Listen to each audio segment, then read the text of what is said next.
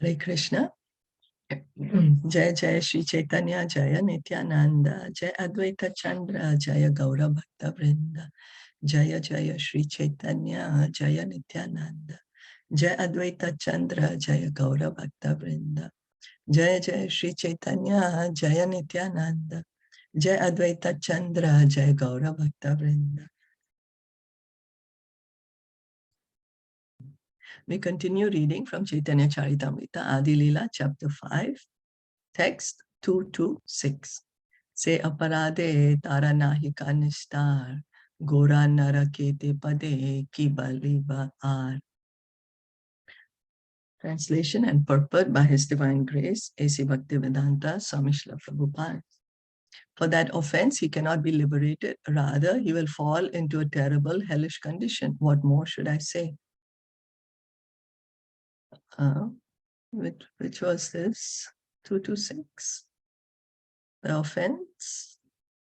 Because thinking the deity is not the Supreme Lord himself, that Govindaji and Madan Mohan are not the Supreme Lord. In the Bhakti Sandarbha, Jiva Goswami has stated that those who are actually very serious about devotional service do not differentiate between the form of the Lord made of clay, metal, stone or wood and the original form of the Lord. In the material world, a person and his photograph, picture or statue are different. But the statue of Lord Krishna and Krishna himself, the Supreme Personality of Godhead, are not different. Why? Because the Lord is absolute. So when we see someone's picture, it could be our loved one, or it could be a famous person, film star, or sports star that we are following. So their picture and that person is different. By seeing their picture, we are not being with them. Well, we are being with them, probably, like thinking of them, but they are not the picture. That's the point. In the material world, the picture and the person are different. But Krishna is absolute. Krishna is absolute. And so his picture and he himself are not different. They are not different. What we call stone, wood, and metal are energies of the Supreme Lord, and the energies are never separate from the energetic. As we have several times explained, no one can separate the sunshine energy from the energetic sun. Therefore, material energy may appear separate from the Lord, but transcendentally, it is non-different from the Lord. So it's the example, again, Prabhupada is giving us, is of the sun and sunshine.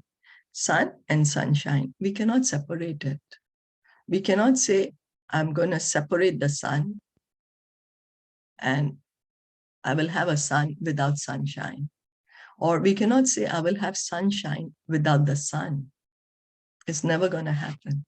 The Supreme Lord, this material world is his separated energy. So the earth, water, air, fire, ether are all his energy. We cannot separate. It's the Lord is there and his energies are there. Is there. Just like the sun is there, the sunshine is there. So this is how we can understand it. That everything is the Lord's energy. Everything. Everything belongs to the Lord. So the Lord can appear anywhere and everywhere because his diverse energies are distributed everywhere like sunshine. So we say God is omnipresent. He's omniscient. Why? Because his energies are everywhere. Like the sun is there, and by the sunshine, the sun is everywhere. We say, oh, the sun is out, the sun is in my room. Well, the sunshine is in our room. It's not the sun himself that's in the room, but the sunshine is there. So, but it's the same. It's the same because sun and sunshine, part and parcel, not different. Therefore, we should understand whatever we see to be the energy of the Supreme Lord and should not differentiate between the Lord and his archa form made of clay, metal, wood, or paint. Even if one has not developed this consciousness, one should accept it theoretically from the instructions of the spiritual master and should worship the Archa Murti or the form of the Lord in the temple as non-different from the Lord. So although we may not be able to understand this, oh, what are you saying? The Lord and the deity is the same. I'm not able to understand it. So even though we are not able to understand it, we should accept it theoretically. It's the spiritual master is telling us, or engage in the deity worship. The temple, the Lord in the temple is the Lord himself. So we accept his instruction and worship the Lord in the temple as the Lord himself. And the Padma Puran specifically mentions that anyone who thinks the form of the Lord in the temple to be made of wood, stone, or metal is certainly in a hellish condition. So Padma Puran is saying, when you're going to the temple and you're seeing the Lord there, that is the Lord himself. He's not different. So when we say the Lord, it's the form, it's the deity of Krishna. Krishna is on the absolute platform. So this is Krishna himself. Impersonalists are against the worship of the Lord's form in the temple, and there is even a group of people who pass as Hindus but condemn such worship. Their so-called acceptance of the Vedas has no meaning for all the acharyas. Even the impersonalist Shankaracharya have recommended the worship of the transcendental form of the Lord. Impersonalists like Shankaracharya recommend the worship of 5 forms known as Panchopasana, which include Lord Vishnu. Vaishnavas, however, worship the forms of Lord Vishnu in his varied manifestations, such as Radha Krishna, Lakshmi Narayan, Sitaram, and Rukmini Krishna. So even the impersonalist Shankaracharya, he is the leader of the impersonal. He's the one who propounded the impersonalist philosophy. Even he says Bhajagovindam. He is also including Lord Vishnu's worship of 5 forms known as Panchopasana.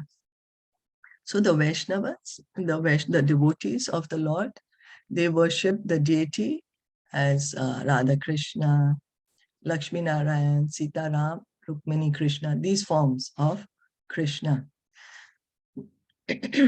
You see, there is not only Krishna alone. There's Radha Krishna, Lakshmi Narayan, Sitaram, Rukmini Krishna. Not Krishna alone. Krishna is always with his internal energy.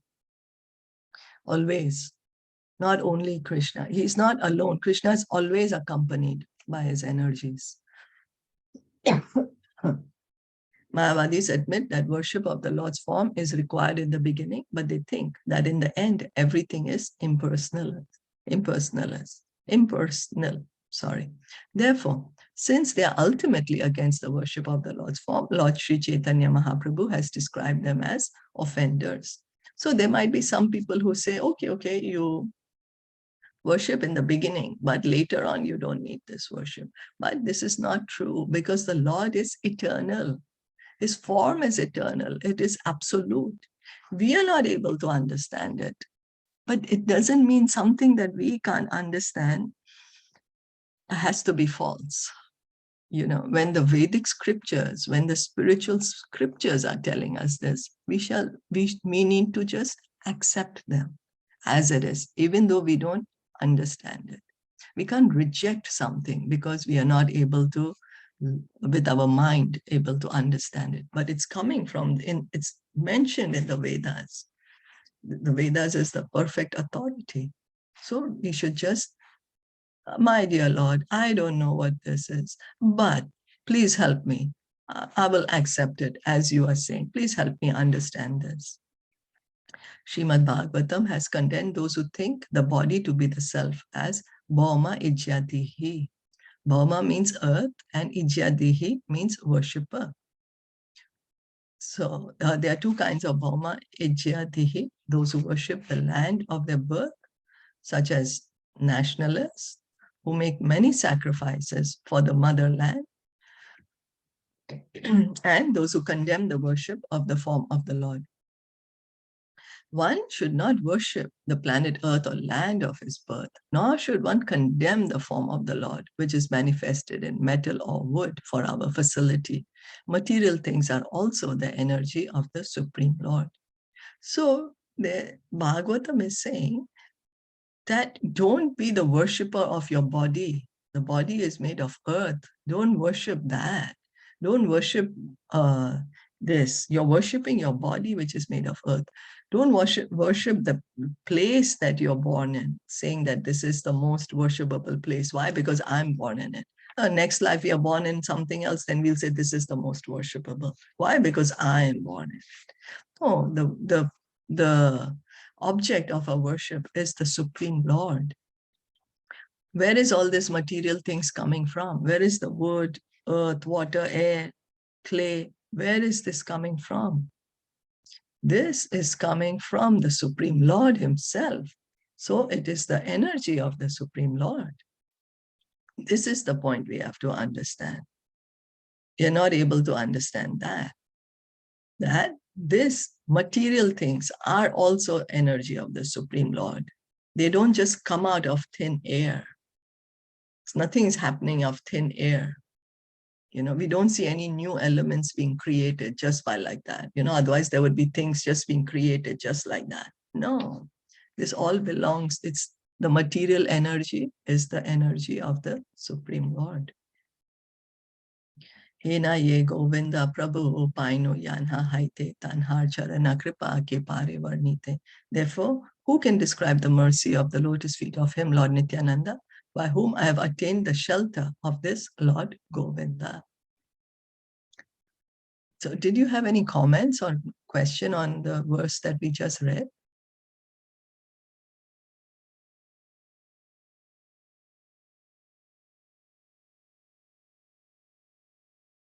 If no, then we'll continue reading. Vrindavan Vaiseyata Vaishnava Mandala Krishna Nama Parayana Parama Mangala. All the groups of Vaishnavas who live in Vrindavan are absorbed in chanting the all-auspicious name of Krishna. Yanra Pradandana Nityananda Shri Chaitanya Radha Krishna Bhakti Vine Nahi Jane Anya. Lord Chaitanya and Lord Nityananda are the life and soul of those Vaishnavas. They do not know anything but devotional service to Shri Shri Radha Krishna. Se Vaishnavera Padarino Tara Padachaya Adhamere Dila Prabhu Nityananda Daya. The dust and shade of the lotus feet of the Vaishnavas have been granted to this fallen soul by the mercy of Lord Nityananda. Tanha Sarvalabhaya Haya Prabhu Ravachana Se Sutra E Tarakaila Vivarana. Lord Nityananda said, in Vrindavan, all things are possible. Here I have explained his brief statement in detail.